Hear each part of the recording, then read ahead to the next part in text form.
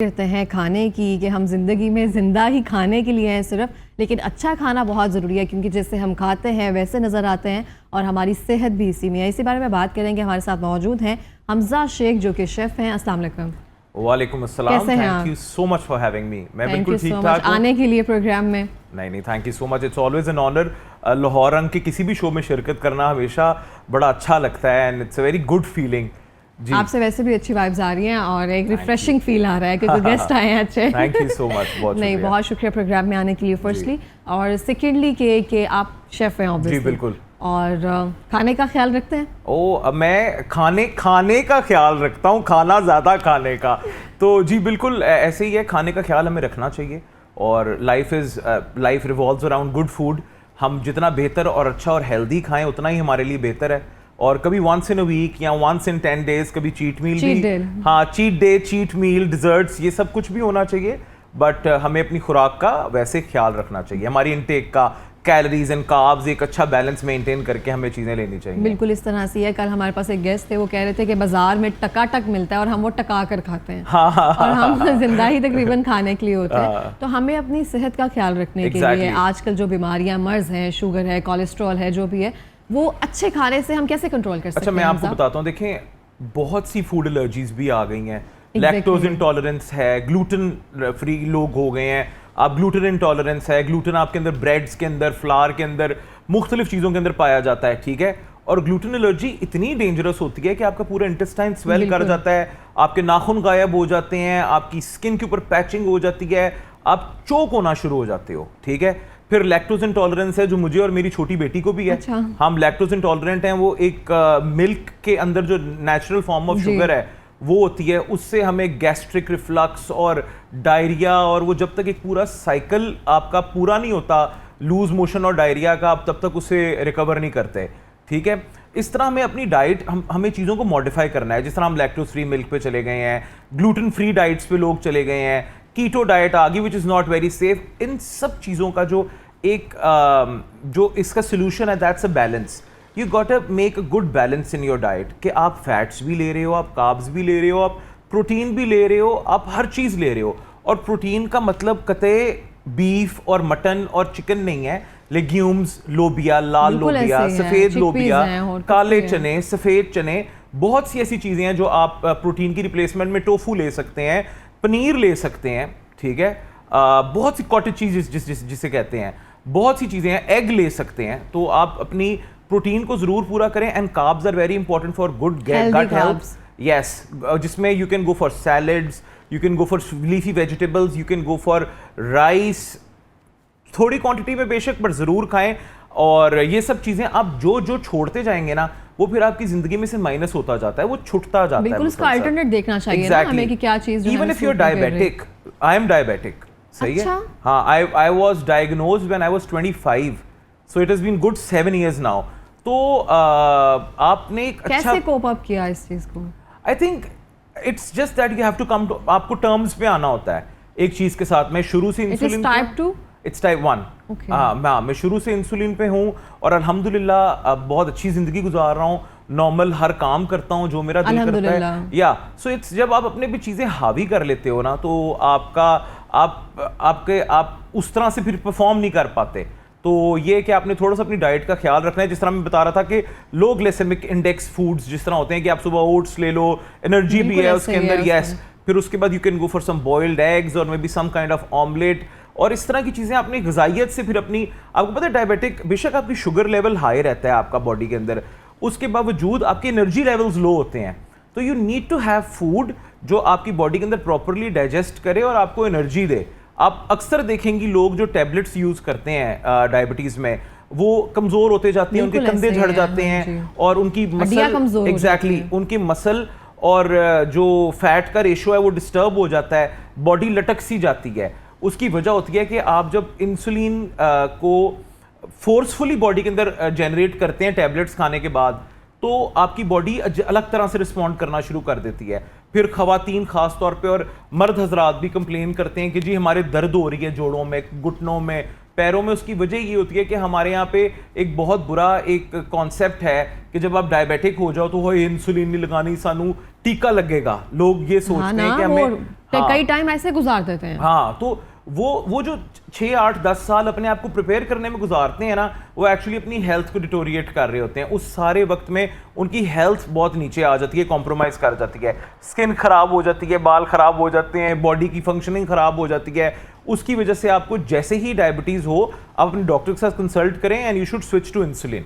बिल्कुल इस तरह से ये आप ठीक कह रहे हैं। जैसे कि आपने कहा कि लैक्टोज इंटॉलरेंट हैं, ग्लूटेन फ्री जो है, अब ये चीज़ें मुझे लगता है कि अब नहीं, हमें शाउट थोड़ा पता चल गया। बिल्कुल बिल्कुल। पहले तो तशखीस ही नहीं होती थी, पता ही नहीं चलता था मर्ज क्या है। बिल्कुल, ऐसे कहते थे जी इनको दूध नहीं बचता, दूध नहीं बचता। एग्जैक्टली, हाँ। एक लफ्ज हमें मिल गया। बिल्कुल, हाँ, इनको दूध नहीं बचता, इसको रोटी नहीं बचती, इसको गंदम नहीं रास।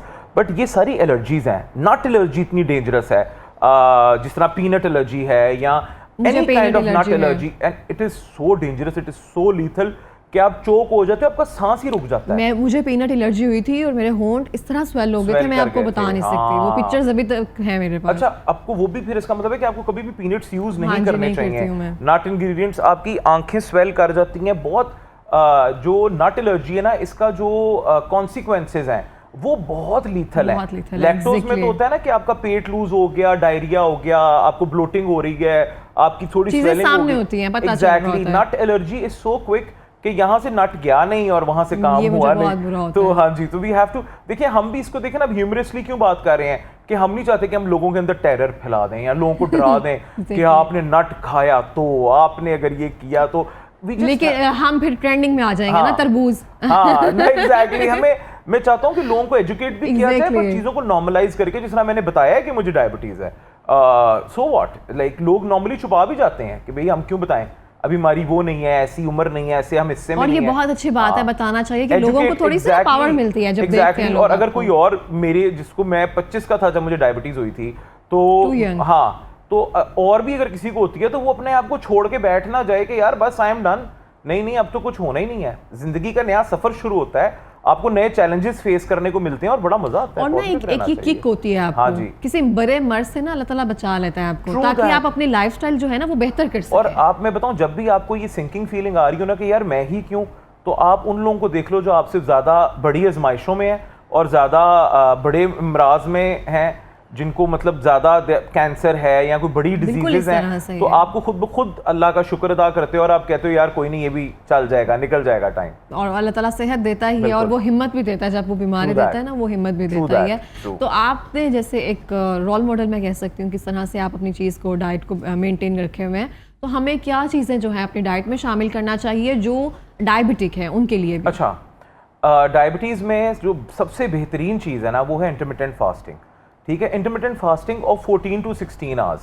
सही है कि आप जिस तरह 14 घंटे 24 घंटे में आप कुछ नहीं खा रहे, ठीक है, जो बाकी 8 आवर्स है ना, उसमें आप लाइट खाने से शुरू करें, मे बी विद फ्रूट और 2 oats, something which is low on glycemic index, जिसमें आप कोई चीला, एक चीज़ होती है, सूजी और बेसन को मिक्स करके, आजकल डाइट फ्रेंडली है, बड़ा लो इन कार्ब है, इंडिया में बहुत ज्यादा। हाँ, आप वो बना लें, फर्मेंटेड दालों से वो बनता है कि आप दालों को फर्मेंट होने के लिए रखते हैं रात को और अगले दिन पीस के आप उसका चीला बना लें, सुबह में आप वो ले लें विद एग्स में भी, फ्रूट और 2, और उसके बाद शाम को आप हैंडफुल ऑफ नट्स ले लें ब्लैक कॉफ़ी के साथ, टी के साथ, और फिर रात में आप प्रोटीन का कोई, जिस तरह आप कोई कबाब बना लें, टिक्कियाँ बना लें, एनीथिंग, जो आप काले चनों का सूप ले लें, कुछ भी, और रोटी पे और चावलों पे अपना हथौला रखो, हाथ होला रखो। और हम कहते हैं कि हमेशा जो शुगर है ना वो चीनी में है, और अलग ऐसे नहीं होता। नहीं, आप जो भी खाते हो उसमें से शुगर्स कन्वर्ट होती हैं और वो आपके ब्लड के अंदर शामिल होती हैं, स्पेशली ऑयली स्टफ, बिल्कुल, समोसे, पकौड़े और ये सारी चीजें जो हैं, फ्राइड ऑयल सबसे पहले जाके आपके ब्लड में, आपके स्टमक में शुगर्स में कन्वर्ट होता है। तो जितना हाई कैलोरी फूड होगा उतने आपकी शुगर्स ज्यादा आएंगी, उतनी आपकी तबीयत हैवी रहेगी, उतने आपके ऑर्गन्स इफेक्ट होंगे, और जितना आप लेवल्स को, चीज़ों को मेंटेन करके रखोगे, उतना आप सेट रहोगे। और हम जो सब्जियां पकाते हैं उसको हम ओवर कुक कर देते हैं, बिल्कुल ना, मलीदा बना देते हैं, और ऐसे करना चाहिए। वैसे मैं एक बात बताऊं, मजा आता है उनका, वो भुनी हुई अच्छे से, एग्जैक्टली, जिस तरह कद्दू की भुर्जी और जुकीनी की भुर्जी, भरमाड़ू कद्दू की, और इनका मजा आता है। पर असल तरीका ये कि आप कच्ची पक्की रखो सब्जी को, थोड़ी सी सीजनिंग करो, कभी कभी वो भी खा लें और कभी कभी हमारा जो अपना तरीका है कद्दू गोश्त और ये टिंडे गोश्त और ये सब बनाने का, कभी करेले गोश्त, कभी कभी ये भी जरूर खाया जाए। और देखिए आप तो शेफ हैं, तो आपकी बीवी तो बहुत लकी होंगी ऑब्वियसली। अच्छा, घर पे वो शेफ है और हमारी एक बड़ी अच्छी आंटी है रुबीना आंटी, वो होती हैं और हाँ ये है। और मैं जब कुछ स्पेशल करना हो, थायराइड करी वगैरह या कुछ बेकिंग करवानी हो बच्चों को साथ और कुछ इस तरह का करना हो, तो तब मैं जरूर आता हूँ बीच में। तो आप उनको टिप्स वगैरह देते रहते हैं? ये बड़ा नहीं आती है आपसे? मैं आपको आ जाते हैं ना वो लोग, तो कहते हैं तुमने उठा के घर से बाहर फेंक देंगे। वो आपको पता है मैंने इन सबको इतना, मेरी शादी को 10 साल हो गए हैं, तो वो आप सोचें 10 साल में उसको मैंने हमजा 2 बना लिया। वो मेरा ही एक वर्जन बन गया, उसको भी बहुत अच्छा पता चल गया है कि कितना पकाना, कैसे क्या रखाना ये वो। तो वो आपको पता है, वो मुझे हमेशा कहती है कि मुझे सास की कमी आपने कभी महसूस नहीं होने दी। She is very friendly with my mother. हाँ, वो कहती है कि आपने ना मुझे सब सिखा दिया। तो ये बस इस तरह, तो ये बहुत अच्छी बात है, साथ मिलकर चीज़ें की जाए तो ये बड़ी अच्छे तरीके से चल जाती हैं। और मुझे बताइए कि हम अपने खुराक में ऐसी क्या चीज़ें शामिल कर सकते हैं कि जो कोलेस्ट्रॉल है हम उसको कंट्रोल रख सकें? अच्छा, cholesterol is again it's another form of very lethal underlying disease. कि आपको लग रहा होता है कि कोलेस्ट्रॉल ही है ना, तो क्या हुआ, पर वो एक्चुअली आपकी सारी आर्टरीज, आपका हार्ट, आपका किडनीज, आपका ब्रेन, हर चीज को आपकी जो आर्टरीज जहाँ पे ब्लड फ्लो जहाँ पंप हो रहा है उसके अंदर ब्लॉकेज करती जाती हैं, और which can end up into a haemorrhage और any even worse heart attack और एनीथिंग एल्स। तो उसमें ये है कि low cholesterol, low good oils like you can seed, आप किसी भी अच्छा सीड ऑयल ले लें आप, ठीक है, जिसमें ऑलिव ऑयल अच्छा है हमारे, olive oil is very good, पर oil is oil, fat is fat end of the day in any form. देसी घी बहुत अच्छा है, देसी घी इज वेरी गुड। हाँ, व्हाइट बटर, देसी घी। देखिए फैट की क्वांटिटी आप अपनी कुकिंग के अंदर नॉर्मल रखें, मॉडरेट रखें। और अगर आपने अपने साथ ज्यादती कर ली हुई है खा के बिरयानियाँ और पाए और निहारियाँ, तो आप कुछ देर आप स्टीम्ड और बॉइल्ड खानों पे आएँ, अपनी मेडिकेशन करें, थोड़ी सी एक्सरसाइज करें। जब आपका कोलेस्ट्रॉल नॉर्मल हो जाए तो आप आहिस्ता आहिस्ता ग्रेजुअली अपनी डेली रोज़मर्रा के नॉर्मल खानों पे रिज्यूम कर सकते हैं। पर जब आपको पता है कि आपका कोलेस्ट्रॉल हाई है, तो उस दौरानिया में आपने सिर्फ अपनी अच्छी खुराक जो स्टीम्ड और बॉइल्ड और ग्रिल्ड है या बेक्ड है, ऐसी चीज़ें जिसके अंदर ऑयल का इस्तेमाल ना हो, रेड मीट्स ना हो, बहुत ज़्यादा हाई फैट चीज़ें ना हो, उनको यूज करें। ये बहुत अच्छे तरीका खा रहा है, जो ग्रिल है, बेक है, एयर फ्रायर कर लेते हैं। एयर फ्रायर आ गया, अब तो एयर फ्राई आ गया, हैंडी है सब। हाँ, इतना कुछ, अब इतनी बेहतर चीजें आ गई हुई हैं, इतनी बेहतर चीजों की इजाद हो गई हुई है। आप जिस तरह आपका अगर नगेट्स खाने को दिल कर रहा है, आप डीप फ्राई मत करें, आप एयर फ्राई कर लें, बेक कर लें। अगर आपको एयर फ्रायर में इन्वेस्ट नहीं करना, आपके पास घर में ओवन है, ज्यादा क्रिस्पी हो जाते हैं। बिल्कुल एग्जैक्टली, आप बेक कर लें उनको। आप हर चीज को बेक और एयर फ्राई करके खा सकते हो। बस थोड़ी थोड़ी ट्वर्क्स हैं, थोड़ी थोड़ी मॉडिफिकेशन है जो हमने अपनी जिंदगी में करनी है, और जिंदगी बेहतरीन हो जाती है। मुझे इतना अच्छा खाना नहीं बनाना था, लेकिन जब मैं बनाती हूँ तो मुझे लगता है बहुत कम ऑयल डलता है उसमें। हाँ, नहीं, बड़ा अच्छा अपना फैट होता है घी। अगर आप कोई भी गोश्त बना रहे हैं तो उनका एक अपना फैट होता है, आई कैन अंडरस्टैंड। आप जब खाना बनाती होंगी तो आप सोचती होंगी मैं इसमें इतना तेल डाल दूंगी तो मैं खाऊंगी कैसे। हाँ, मैं खाऊंगी तो मैं गेन करूंगी। और क्योंकि आपने जिस तरह टीवी पे रोज आना होता है और हमें ख्याल रखना पड़ता है। हाँ, मैं तो नहीं रखता मैं समझा सब रहा हूं, पर मैं खुद भी हूं कि मेरा भी चीट करने को दिल करता है। अपने बच्चों से चॉकलेट भी लेके खा लेता हूं और डिजर्ट्स भी खा लेता हूं, और आपको पता है देयर इज ऑलवेज आपको क्रेविंग्स होती हैं। और हम बिल्कुल ये प्रीच नहीं कर रहे कि आप बिल्कुल अपना दिल मार के और आप उबली चीजें खाना शुरू कर दें। आप सब कुछ करें, थोड़ा थोड़ा, कभी एंजॉय भी कर लिया और कभी अपने आप को लिमिट भी कर लिया और अपना ख्याल भी रखा। मेरी अम्मी तो कहती है पता नहीं कितनी देर जिंदगी है, मैं तो खा लूं। अच्छा, ये भी वैसे मजा आता है इस तरह की चीजों का भी, अम्मियों की बातें सुनने का। हाँ, उनको डबल हार्ट अटैक है, लेकिन वो सुबह रोज नान चने खाती है। नॉटी हो गई है अम्मी हमारी, तो ऐसे करके ऐसी। अच्छा, मुझे बताएं हमजा, एक दौर था हमारा जहाँ पे कुकिंग चैनल था एक प्रॉपर ना, जिसमें एक शेफ को, जितने भी लोग थे उनको एक मौका मिलता था, प्लेटफॉर्म मिलता था, और एक उनको सलाहियत है उनको इम्प्रूव करने का, पॉलिश होते थे। हाँ जी। अब अगर आप इंडिया में देखें तो वहाँ पे हर सीजनल वो एक आ रहा होता है शो, जिसमें वो मौका देते हैं हर शहर से। बिल्कुल। हमारे इधर अब पाकिस्तान में चीजें डिक्लाइन की तरफ जा रही हैं, हालांकि अब इसका दौर और आना चाहिए ना जी। तो ये क्यों इस तरह से हो रहा है? अच्छा, मैं आपको बताता हूँ, हमारा जो मेन मसला हुआ है ना, सोशल मीडिया जो मेन स्ट्रीम मीडिया है उसको एम्पावर कर गया है। हर किसी ने अपने घर से किसी भी तरह से वीडियोस बना के अपलोड करना शुरू कर दिए। जो प्रोटोकॉल्स है ना वो वैसे नहीं रहे। मतलब आप कुछ भी उल्टा सीधा करके एक छोटी सी खाने की वीडियो बनाओगे तो आप वायरल हो जाओगे। जो सही प्रोफेशनल काम करने वाले हैं, जो पिछले 6, 7, 8 साल से मेरी तरह फील्ड में प्रॉपरली काम कर रहे हैं और जो विद डिग्री हैं, अब हर खाना बनाने वाला शेफ नहीं होता। एक ये बहुत गलत कॉन्सेप्ट है। आपकी you have to have a degree, training, like doctors, like engineers. Exactly. Then you can become, you can be called a chef. कोई भी घर में खवातीन जो खाना बनाती हैं, they are good cooks. और अच्छा कुक होना कोई बुरी बात नहीं है, या culinary expert होना कोई बुरी बात नहीं है। अगर आपने अपने आप को शेफ कहलवाना है ना कि he is a good chef, ये तो बहुत आला शेफ है, तो you have to have a degree and then training, ताकि आप बात कर सको, बोल सको, आपको पता हो जो आप बोल रहे हो, जो आप बता रहे हो सब्सटैंशियल है, उसके अंदर कोई वॉल्यूम है उस बात में। आपको पोर्शंस का पता होता है ना, हमने कितना हिस्सा रखना है। Exactly. हम खाना बना रही है ना, हमें पोर्शंस का नहीं पता। हाँ। जो घर में खाना बना रही होती है, आपको पता है न्यूट्रिशन का। Nutrition is another part, but अगर आपने देखे ना इसको एज, अगर आपने अपने आप को, if you want to be called a chef, you have to have a degree. मैं अपने हर शो में, हर पेरेंट्स में ये बात कहता हूँ कि कोई भी अच्छा जो खाना पकाता है, या नीचे लिख देते हैं शेफ फलाना, you have to have a degree. और जिनके पास डिग्री होती है उनका पता चलता है कि उन्होंने पढ़ा हुआ है, वरना तकलीफ होती है ना देखकर, भाई हमने मेहनत की है, इसने ऐसे ही बिल्कुल ऐसे ही है। बिल्कुल जी। देखें, मैं एक छोटी सी एग्जांपल दूंगा कि nurses, with no offence, nurses हमारी बड़ी अच्छी बहनें होती हैं, इंजेक्शन वो भी लगाती हैं, डॉक्टर भी लगाते हैं, ठीक है। इमरजेंसी में जाते हो तो आप थोड़ा सा पे करके अपना इंजेक्शन लगवा लेते हो, डॉक्टर आपसे 2,500-3 हज़ार लेता है। तो there is a difference, the qualification and the effort and everything.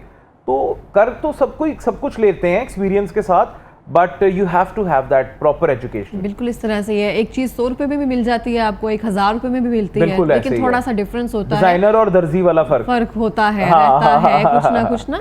तो ये चीज एग्जिस्ट करती है, ऐसे ही नहीं होती हैं ये सब चीजें। अच्छा मुझे बताएं कि हम जब भी खाना खा रहे होते हैं तो हम उस चीज़ का ख्याल नहीं रखते हैं, पोर्शंस का ना, चावल कितना लेना है और रोटी कितनी लेनी है एक टाइम पे, और ये सब चीज़ें कितनी करनी है, इस चीज़ को कैसे हम मेंटेन रखें? अच्छा मैं आपको बताता हूँ, मैं भी जो पीछे काम कर रहा था ना, तो I used to eat a lot. मैंने बड़ा खाना शुरू कर दिया था, इंसुलिन लगाई जाता था, खाई जाता था। मैं I have been fat big शुरू से ही, मैं हमेशा से लंबा चौड़ा इस तरह का मोटा मोटा रहा हूँ। मैं I was never a smart guy, पर मैंने उससे भी जब मेरा वेट ज़्यादा बढ़ना शुरू हुआ ना, तो मेरे अंदर ना इंफीरियोरिटी कॉम्प्लेक्स आ गया।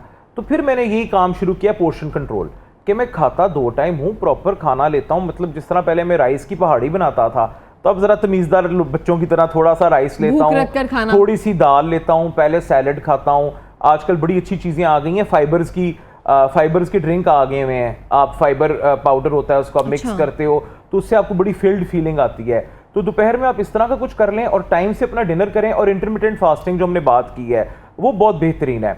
उसमें क्या होता है कि फर्स्ट 8 आवर्स आपकी बॉडी अपना खाना डाइजेस्ट करती है, एंड देन जो अगले 8 घंटे हैं उसमें आपकी बॉडी नेचुरली इंसुलिन के साथ सारी शुगर्स को डिसॉल्व करती है बॉडी में। और ये बहुत अच्छा और वो बड़ा अच्छा है कि अगर आप इंटरमिटेंट फास्टिंग करते हो तो उसके बाद जब आप खाते हो तो आपकी बॉडी स्टारवेशन मोड पे नहीं जाती, जो आपने खाना खाते हो उसको डाइजेस्ट करती है प्रॉपरली। तो और 8-9 बजे के बाद खाना खाना ही नहीं चाहिए आपको। exactly. आप एक रख लें, उसके बाद अगर आप सुबह के टाइम नाश्ता ना करें और कोई ड्रिंक वगैरह ले लें, जूसेस ले लें, और 12 बजे जाकर अपना फर्स्ट मील लें, तो ये एक बहुत अच्छी फास्टिंग जो है ना वो हो जाती है। अच्छा आप मुझे बताएं कि हमजा, आपको इंस्पिरेशन कहाँ से मिली थी कि मैंने शेफ बनना है या इस फील्ड में जाना है? अच्छा मैं ये बात पहले भी काफ़ी दफ़ा बता चुका हूँ और हम कर चुके हुए हैं। मैं एक्चुअली नहीं बिल्कुल मैं इसलिए मैंने कहा मैं फिर से बताऊँ कि क्योंकि मैं आर्किटेक्चर करने गया था अमेरिकन यूनिवर्सिटी दुबई। तो मेरा तकरीबन 9 माह बाद उन्होंने ऑल्टरनेट कोर्स प्रोग्राम हमें ऑफर किया था, विच वाज culinary। तो वहाँ पे जब मैंने इवनिंग क्लासेस में culinary पढ़ा तो मैंने कहा यार ये तो बड़ी मज़े की चीज़ है, this is what I always wanted to, क्योंकि मैं आर्ट का स्टूडेंट था and it was very creative और बड़ा मज़ा आता था इसको करने में और बड़ा अच्छा फील होता था मुझे। और मुझे I used to feel myself, जिस तरह होता है ना कि एक कॉलिंग होती है आपकी, पता चल जाता है। एग्जैक्टली आर्किटेक्चर में मुझे उठना, सोचना, बैठना, मुझे ना I used to feel low. तो मैंने फिर अपने अब्बू से इजाज़त ली, अपने father in law, I was engaged तब, तो मैंने उन्हें कहा कि आप बात करें, तो उन्होंने बात की और फिर वो कहते तू यार मेरी 1 साल दियाँ फीसां ज़ाया कराती कहने। मैंने कहा माजरत, आपने बस मुझे इसमें करना है। तो that is how I ended up doing masters in culinary arts. छुरियों से प्यार है आपको अपने, कहते हैं वो बड़ा संभाल के रखते हैं। बिल्कुल एग्जैक्टली, हाँ बिल्कुल आप अच्छा ये बड़ी अच्छी सेइंग है और ऐसे होता भी है ना। हाँ अच्छा मुझे हो सकता है ना हो, पर जो मेरे टीचर्स थे या जिनसे हमने सीखा है जो हमारे हेड शेफ्स थे, they were very particular about the knives and the carving scales and everything. हमारी ये वाली knife and there are numberings to it and names to them. तो ये वाकई आपने अच्छा, बड़ा बेहतरीन क्वेश्चन है आपके पास। विदाउट रिसर्च आपने मेरे से बड़े अच्छे क्वेश्चंस किए। I am very happy to see you माशाल्लाह। लेकिन अगर देखिए, मैंने भी बहुत सारा देखा है कि हम वो जो छुरी यहाँ ये नाइफ जो होती है वो गिफ्ट करते थे जो आपका अच्छा स्टूडेंट होता है। तो कोई मिली है अभी तक? नहीं। अच्छा, मैंने मास्टर्स किया, मैं वापस आया, मेरी शादी हो गई, मैंने 2-3 साल फैमिली बिजनेस किया, फिर मुझे भी डायबिटीज के बाद फिर मैंने ना शोज शुरू किए। सबसे पहले मेरा शो आपके ग्रुप के साथ ही था इन 2016-17 नियो के साथ, और लाहौरंग उसके बाद आया था। तो आप लोगों के साथ ही मैंने सारा काम किया और अभी तक देखिए आ रहा हूँ और चल रहा है सारा सिलसिला। नहीं, बहुत अच्छी बात है। और जिस तरह से आपने टाइप 1 डायबिटीज के साथ कोप अप कर रहे हैं और इतने अच्छे इसको पॉजिटिवली लेकर चल रहे हैं ना, ये बहुत इंस्पायरिंग है for me. Thank you so much. Literally बहुत इंस्पायरिंग है। और बहुत सारी चीजें ऐसी हैं कि जो हमें साथ लेकर हमेशा हमारे साथ ही चलना होती हैं, और उसको लेकर किस तरह से चलना है ये हम पे डिपेंड करते हैं। हम खुश रहें या उसको जिस ऑफ मोड में ले जाएं। देखें, आप जितनी नेगेटिव एनर्जीज डेवलप हो रही होती हैं ना आप में, आपने उन सबको एक्यूमुलेट करना है, उनको पॉजिटिव करना है और फिर उन्हें एग्जीक्यूट करना है। तो फिर जिंदगी बेहतर हो जाती है, आसान हो जाती है। ऐसा ही है, चलनी तो है ये लेकिन आसान हो जाती है। एग्जैक्टली। देखिए, कुछ किया तो जा नहीं सकता। तो फिर इस तरह हमारे पास लास्ट 30 सेकंड्स है, हमसे कोई पैगाम देना चाहेंगे? इसमें जी, इसमें आप अच्छा खाएं, खुश रहें और सबको खुश रहने दें। बहुत नेगेटिविटी है हमारे गिरदोनवा में, बहुत प्रॉब्लम्स हैं, हमने बस पॉजिटिव रहना है और खुश रहना है। बिल्कुल इस तरह से। बहुत शुक्रिया प्रोग्राम में आने के लिए। Thank you so much. और मैं भी यहाँ पे यही कहना चाहूँगी, कुछ लोग बहुत कामिंग पर्सनालिटी होती है, उनसे मिलकर बहुत अच्छा लगता है और भूख भी लगती है कभी कभी।